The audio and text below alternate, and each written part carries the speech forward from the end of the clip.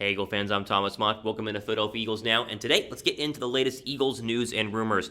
There's a lot going on. I mean, not just last week, this week, probably the next week. Crazy Eagle stuff happening right now. We're covering it all on this channel. Let's start with what I keep getting asked on Twitter, which to me, I don't even want to bring it up because it's so ridiculous, but let's talk about Deshaun Watson, okay? Deshaun Watson, if you have not heard, you probably live underneath a rock or do not have Twitter or access to the internet, but you probably know Deshaun Watson is probably wanting a trade out of Houston. He's very upset with the current state of the Texans and the fact that he wanted them to interview Eric Bieniemy, and they essentially did not interview Eric Bieniemy, the Chiefs offensive coordinator, and now the report is Deshaun Watson wants out. Now, I keep getting asked on my Twitter handle, and you should tweet me always at @RealThomasMott down below me right there, any shot the Eagles would be interested in, trading for Deshaun Watson? This is a once-in-a-lifetime quarterback prospect. No, there is no way. And maybe you're watching this saying, duh, Thomas, I already know this, but I tell you, I'm getting a lot of people asking me about what at least a mock trade for Watson would look like, and I thought I'd go ahead and give it to you. This is what it would look like right there. There you go, 3 first-round draft picks. At minimum, 3 first-round draft picks. Now, you can make the argument if you want, 2 first-round draft picks and Carson Wentz. Maybe they would want, swap quarterbacks. Either way, it's impossible. Listen, guys, we already have 2 quarterbacks, and we're trying to figure out which of the 2 quarterbacks, Wentz and Jalen Hurts, we want to keep anyway. I mean, that's the issue the Eagles have right now, not trading one away and then bringing in Deshaun Watson and then still having Wentz or Hurts. Oh, it's just an absolute mess. So, no, there is no way that they will go ahead and trade for Deshaun Watson. I will go ahead and put my professional reputation on that right now. I doubt they even make a phone call. Somebody else will. And my question for you guys, well, you might as well answer it. Where do you guys think Deshaun Watson will go ahead and end up, and be traded? A lot of other spots in the National Football League. Someone will offer the moon for him. It's going to cost the sun, moon, and stars. I don't think it's Philadelphia, but I'm curious what you guys think he would go ahead and be traded to if you had to guess right now. Okay, into some more actual Eagle news, ones that is realistic and actually happening. How about Howie Roseman's plan to win back Carson Wentz? Yes, this is a story that's been completely blown over by the rest of the national media. It's only SI.com that had the first scoop, but no one else is talking about it. Apparently, according to SI.com, Howie Roseman spoke with Zach Ertz about how they could mend the relationship between both the Eagle organization and quarterback Carson Wentz, because, of course, we've heard that Carson Wentz is not happy with, Doug Pederson and Howie Roseman. He never spoke after the season to the media. We don't know his current status in Philadelphia. There's been mixed reports about him wanting to stay, him thinking about it, him wanting to go. And so this whole idea that Howie Roseman would go out there and talk to arguably his best friend in terms of Carson Wentz's best friend and Zach Ertz makes you think that maybe this whole talk of them wanting to keep Carson Wentz might be real. Here's the SI.com quote saying, quote, sources close to the team have indicated that General Manager Howie Roseman talked recently to tight end Zach Ertz about how they can make things work with their disgruntled quarterback. Ertz and Wentz developed a close connection when Wentz arrived in 2016, so it's probably not a surprise that the GM would try to leave no stone unturned in his quest to try to make things right with the quarterback he forked over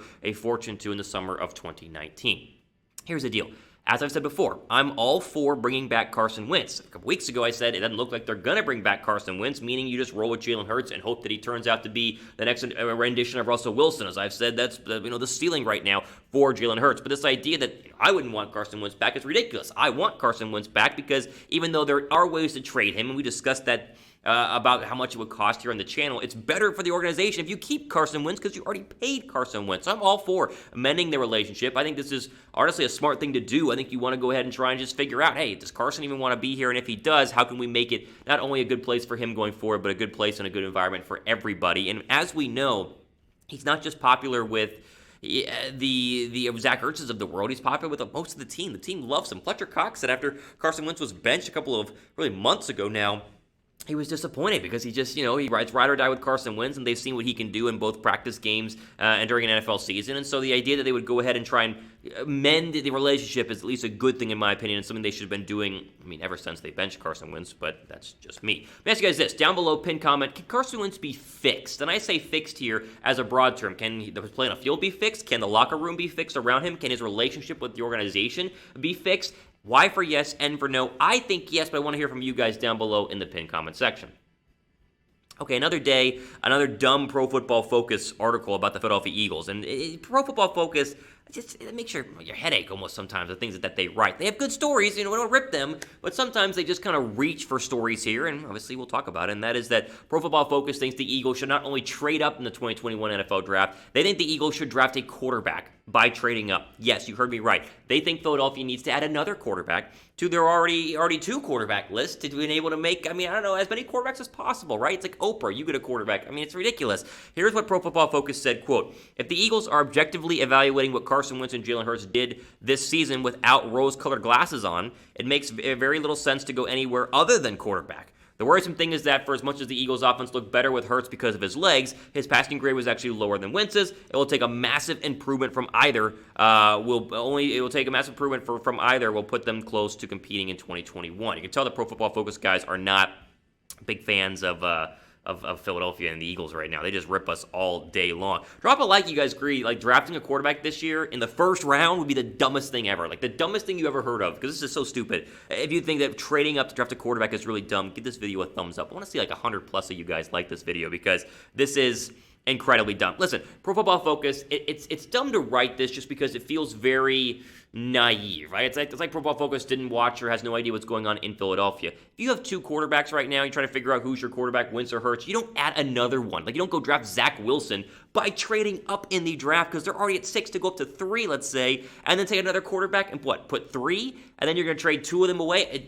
It makes no sense. It makes absolutely no sense. The Eagles have a lot of draft picks in this draft. We talked about them. You see them right now on your screen. They need to use these guys to make the team as a whole better. 6 overall, wide receiver or linebacker, and you got 37, 70, 134. They can add more here if they make other trades, but I think right now, if you're Philadelphia, you don't even think about drafting a quarterback, and you worry about the actual draft needs that the Eagles have, which I've laid out many times, right? We need a wide receiver, you probably need a cornerback, you need a linebacker, defensive end, maybe an offensive lineman, depending on what Jason Kelce does. There are plenty of other needs not named quarterback, and plus, like, I mean, what is Zach Wilson going to do for this team? Oh, my goodness. It's so dumb. So dumb. Okay. Before we keep going, though, quickly, Wildcard Weekend is fast approaching. It's like tomorrow, depending on when you're watching this video. I have my official bets in for the weekend. I want to share them with you, and I'm doing it all with our friends at BetUS. If you guys have been hesitant about, signing up to bet on some football games, basketball games, whatever, do it with our friends and through our link, chatsports.com/EaglesBet. Use that promo code EAGLES125 for a 125% deposit bonus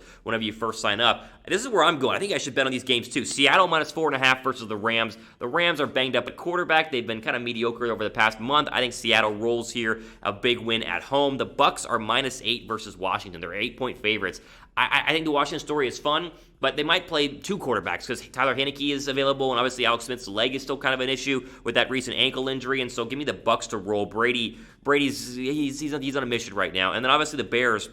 This line is at like 10.5 right now. The Bears are going to lose to the Saints, but it will not be by double digits. I think it's going to be a lot closer than people think. Drew Brees still dealing with injuries. I think Chicago keeps it a 1-score game. Therefore, I bet the Bears to cover.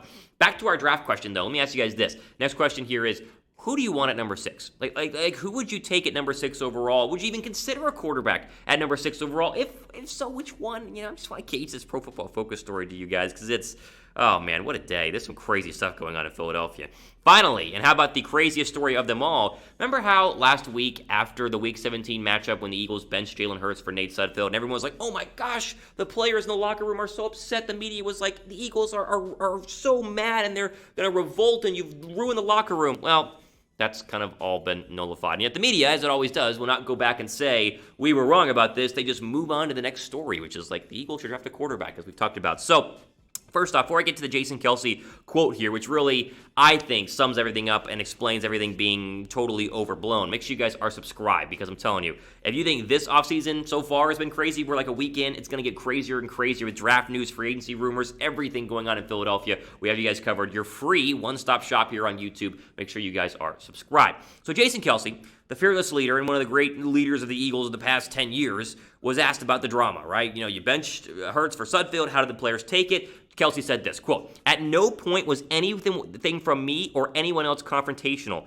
We all knew leading into the game that Sudfeld was told to be ready to play and that Doug wanted to see what he could do in a game situation. All of us during the week leading up were excited for Nate, a guy that's been with us for 4 years, to get an opportunity in a real game to show the world what he can do." So they knew that Nate Sudfeld was probably going to go into the football game, which would not a surprise to anyone on that team. He continues, "I understand the optics of how it looked. I'd be lying if I wasn't a little surprised, given the circumstances that the move happened when it did. But every one of us did our best, and all of us believe we can win with Nate Sudfeld." So, as we say, I mean, like basically this entire show today, the media overblew this big time. The media, shocker. Even the sports media does it. They like to get stories. They like to get headlines. They like to discuss it all day long on ESPN and First Take and Get Up and First Things First and Undisputed and whatever. But in reality, the one place where you go to get unbiased, no media overblown talk, that's here on Philadelphia Eagles Now. Because listen, was the Miles Sanders quote you guys probably saw a couple days ago saying he's a little upset, the players were a little upset that they went ahead and benched Jalen Hurts? Is that true? Yes. But was there big-time confrontation that's just going to ruin the Eagles and all the players are just going to, you can't keep Doug Pederson because he's ruined the... No, stop. Jason Kelce's the leader here. He spoke for everybody. He said, listen, we knew Sudfeld was probably going to come in. We played our best. We lost. We move on. And guess what? The Eagles are much better off picking 6th than 9th. Don't let anybody tell you that there's no difference between picking 9th and 6th. There's a massive, massive, massive difference. Trust me on that. And the Eagles are better for it in the loss against the Washington football team. Listen, a ton of drama.